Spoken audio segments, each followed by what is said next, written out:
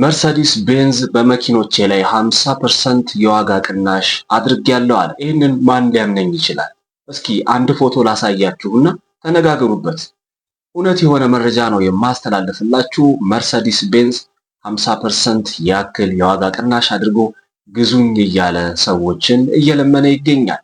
ነገሩ የተፈጸመው ከወደ ቻይና ነው። ሁሉንም ነገር ግልጥልጥ አድርጌ ስለ ቫልዩ ሪቴንሽን ሬትን በደንብ አድርጌ ነግራችኋለሁ። ምንነቱን ሁሉም ነገር ግልጽ ይሆንላችኋል ብዬ አስባለሁ ከዚህ ቪዲዮ በኋላ። ሰላም እንደምን አላችሁ ተከበራችሁ የቻናሌ ቤተሰቦች፣ እኔ ኢንጂነር ጎሳ ነኝ። እንደተለመደው ዛሬም ስለ መኪኖች ልናወራና ልናወጋ እዚህ ተገናኝተናል። በፍቅር ነው የምጠይቃችሁ። ይህንን ፕሮግራም ስትከታተሉ ከእናንተ የሚጠበቀው ነገር ላይክ፣ ሰብስክራይብ ማድረግ ብቻ ነው። በፍቅር ነው የምጠይቃችሁ። እንደተመለከታችሁት እንግዲህ መርሰዲስ ቤንዝ 50% የዋጋ ቅናሽ አድርጎ ሰዎችን ግዙኝ እያለ እየለመነ ይገኛል። ነገሩ ምንድን ነው? እንዴት ነው 50% ያክል የዋጋ ቅናሽ ማድረግ የተቻለው የሚለውን ነገር አሳያቸዋለሁ። በይበልጥም ለኢትዮጵያ ለዓለም ጥሩ ትምህርት ያለው ዘገባ ነው የዛሬ ፕሮግራም። ይህንንም የነዳጅ መኪኖች አስማታዊ ትዕይንት ብዬዋለሁ። አስማታዊም ይመስላል። ምክንያቱም ከዚህ በፊት እንደ ቅንጡነት ሲታዩ የነበሩት መኪኖች አሁን ከ50%፣ 60% እንዲሁም ከዛ በላይ ዋጋ እየቀነሱ እየተሸጡ ይገኛሉ። የተፈጠረው ነገር በጣም የሚያስደነግጥ ነው። ከዚህ በፊት እንደምታውቁት የነዳጅ መኪኖች ቫልዩ ሪቴንሽን ሬታቸው በጣም አሪፍ የሚባልና ሪሴል ቫልዩአቸው በጣም ከፍ ያለ በመሆኑ ይኩራራሉ። ከዚህ በፊት እንደምታስታውሱት የነዳጅ መኪና ባለቤቶች የኤሌክትሪክ መኪና ባለቤቶችን እንዲህ እያሉ ይተቿቸው ነበር። የእናንተ መኪና እኮ ሪሴል ቫልዩ የለውም፣ ከሁለት ከሶስት ዓመታት በኋላ መኪናውን ትጥሉታላችሁ እያሉ ይተቿቸው ነበር። አሁን ግን ነገሮች የተገለባበጡም ይመስላሉ። የነዳጅ መኪኖች ችግሩ እነሱ ላይ በኃይለኛው እየተነጣጠረባቸው ይገኛል። እሱ ብቻ አይደለም፣ መርሰዲስ ቤንዝ ብቻ አይደለም፣ እነ አውዲ እነ ፖርሽ የተለያዩ የመኪና ካምፓኒዎች ዋጋ በኃይለኛው እየቀነሱ እየሸጡ ይገኛሉ። እንግዲህ በአጠቃላይ የምነግራችሁ ዛሬ ቫልዩ ሪቴንሽን ሬት ስለሚባለው ነገርና አሁን ላይ ስለተስተዋለው የነዳጅ መኪኖች ዋጋ መቀነስና ሪሴል ቫልዩአቸው መውረድ ምንን ያመለክታል፣ እንዲሁም የኤሌክትሪክ መኪኖችስ ቫልዩ ሪቴንሽን ሬታቸው እንዴት ነው የሚለውን ነገር አሳያቸዋለሁ። በይበልጥም ሁሉም እንደ ካምፓኒ የተለያየ ሪቴንሽን ቫልዩ ስላላቸው የምትገዟቸው መኪኖች በይበልጥም ይህን ፕሮግራም አዳምጣችሁ ከሆነ ስለ ሪቴንሽን ቫልዩ በደንብ አድርጎ ፕሮግራሙ ያስረዳችኋል ብዬ አስባለሁ። በነገራችን ላይ ይሄ የመርሰዲስ ቤንዝ ችግር ብቻ አይደለም፣ ሁሉም ማለት ይቻላል ዋጋ ቀንሰው ግዙኝ እያሉ ነው የሚገኙት። ለምሳሌነት ያክል አውዲ በጣም በከፍተኛ ሁኔታ ዋጋ ቀንሶ እየሸጠ ነው የሚገኘው። ሌላው መኪና ደግሞ BMW ሲሪስ የተባለውን መኪና በቅናሽ እንዲገዙት እንግዲህ ጥሪ እያቀረበ ይገኛል። የነዳጅ መኪኖች ሪቴንሽን ቫልዩአቸው እየወረደና ነገሮች ወደ አስፈሪ ሁኔታ እየተቀየሩ ይገኛሉ። አሁን የነዳጅ መኪኖች ከኤሌክትሪክ መኪኖች በተወሰነ መልኩ እየተቀራረቡ የተገኙበት ጊዜ ላይ ነው ያለ ነው። በአጠቃላይ ሌሎች መኪኖችን ብንጠቅስ እና ፖርሽ ራሳቸው ቅንጡ የሚባሉት ከዚህ በፊት አይገኙም የሀብታም መኪኖች ናቸው ተብሎ የሚታወቁት መኪኖች ከ50%፣ 60% ከዛ በላይ ዋጋ እየቀነሱ እየሸጡ ነው የሚገኙት። ወይኔ ፈጣሪ! የነዳጅ መኪኖች ዋጋ በዚህን ያህል ፐርሰንት ወረደ የሚለው ዜና በጣም በብዛት እየተስፋፋና ብዙዎችን እያነጋገረ ይገኛል። እናንተስ ምን ትላላችሁ? ነገሮች በዚሁ ከቀጠሉ የነዳጅ መኪኖች ሪሴል ቫልዩአቸው ሪቴንሽን ሬታቸው በጣም እየወረደ ከመጣ ሰዎች በግዴታም ቢሆን ወደ ኤሌክትሪክ መኪኖች መሄዳቸው የማይቀር ጉዳይ ነው። ይህ ግን የምነግራችሁ እውነተኛ ታሪክ ነው።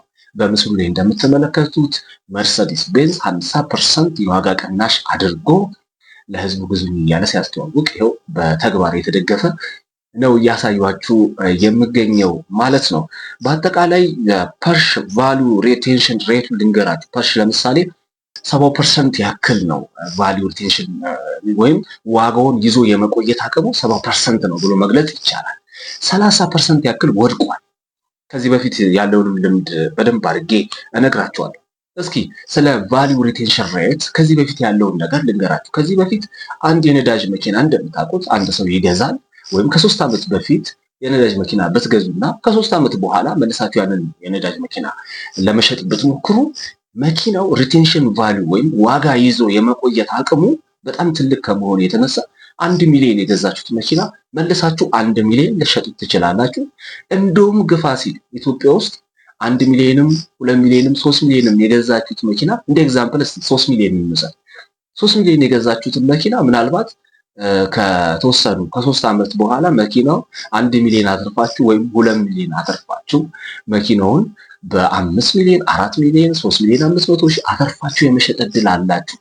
ስለዚህ መኪናው ሪቴንሽን ቫልዩ ዋጋ ይዞ የመቆየት አቅሙ በጣም ጥሩ ነበር የነዳጅ መኪኖች ላይ። የነዳጅ መኪና ባለቤቶችን እስካሁን ድረስ የሚኮሩበት ነገር ምንድነው? ይሄ ነው። በቃ የሪቴንሽን ቫልዩ ያለው ሪሴል ቫልዩ ያለው መልሼ ብሸጠው አትርፌ ነው የሚለውን ነገር በጣም በስፋት ነው ሲናገሩ የምትመለከቷቸው። ያ ነገር ግን አሁን ላይ ተገላቢጦሽ እየሆነ ነው።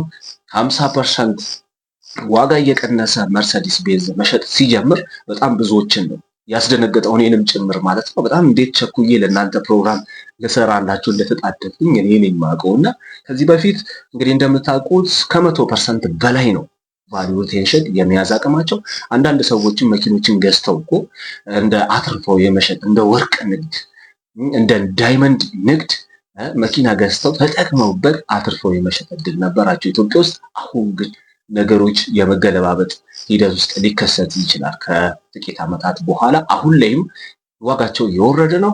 የነዳጅ መኪኖች እንደሚታሰበው ሪቴንሽን ቫልዩአቸው በአሁኑ ሰዓት በጭራሽ አይደለም። ቁጥራዊ መረጃዎችን እነግራችኋለሁ። ቫልዩ ሪቴንሽን ሬት ምን ማለት ነው? ባጭሩ ልተርጉምላችሁ። ይህ ማለት ቫልዩ ሪቴንሽን ሬት ማለት በአጠቃላይ አንድ መኪና ዋጋ ይዞ የመቆየት አቅም እንደማለት ነው።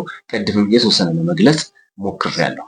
ቃል በቃል ግን ትርጉሙ ቫልዩ ሪቴንሽን ሬት ማለት አንድ ዕቃ ወይም መኪና የነበረበትን ዋጋ ወይም የያዘውን ዋጋ የተገዛበትን ዋጋ ይዞ የመቆየት አቅሙን የሚያሳይ ነው። ስለዚህ ከዚህ በፊት የነበረውን በኤሌክትሪክ እና በነዳጅ መኪኖች መካከል ያለውን የሪቴንሽን ልዩነት ልንገራችሁ።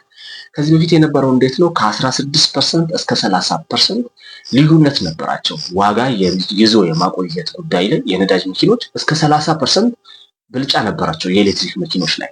ቢዋይዲ በኢትዮጵያ በጣም የታወቀ ብራንድ ነው። በዓለም ደረጃ በጣም የታወቀ ብራንድ ነው። ብዙዎች ቢዋይዲን ይወዳሉ፣ እየገዙ ይገኛሉ።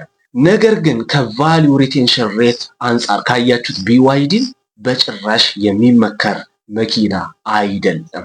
እንደውም በቻይና በጣም ብዙ መኪና በመሸጥ እርግጥ ነው ቢዋይዲ ነው። ከዛም በኋላ እነ ጄሊ አሉ፣ እነ ኒዮ አሉ፣ ከዛ በኋላ እነ ሻኦሚ አሉ፣ እነ ኤክስፒንግ አሉ፣ ሌሎችም በጣም ብዙ መኪኖች አሉ። ነገር ግን የኤሌክትሪክ መኪና ቫልዩ ሪቴንሽን ላይ ወደ 45% የወረደ ነው። ምርጡ አንደኛ የሚባለው የትኛው መኪና ነው ካላችሁኝ ሻኦሚ የሚባል መኪና አለ።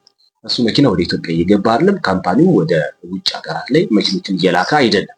ምናልባት ገብተው እንደሆነ ታሳውቁኛላችሁ። የሆነ ፖርሽ ታይካን የሚመስል ፌራሪ ፑሳንጎን የሚመስል ምርጥ መኪና ነው የሚያመርቱት እነ ሻኦሚ ማለት ነው። እና ቻይና ውስጥ በቫልዩ ሪቴንሽን ደረጃ አንደኛ የሚባለው ሻኦሚ ነው እና ከ45 እስከ 47% ያክል ወርዷል አሁን በቅርቡ ቢዋይዲ። በነገራችን ላይ እንደውም የተወሰኑ ኮምፕሌኖችን እዛ ቻይና ላይ ድህረ ገጾችን ካገላበጣችሁ ሁሉም የኤሌክትሪክ መኪኖች ገዢዎች ማለትም የቢዋይዲን የገዙ ሰዎች የሚሰጡት ኮምፕሌን ምንድነው? የመኪናው ዋጋ ወረደብን፣ ምን እናደርግ? ምክንያቱም ፕራይስ ጋራንቲ ስላላቸው ስለሚጠይቁ በጣም ብዙ መኪኖች ላይ ዋጋ ስለቀነሰ ቢዋይዲ ቫልዩ ሪቴንሽን ዋጋ ይዞ የመቆየት አቅሙ በጣም የወረደ ነው ቢዋይዲ።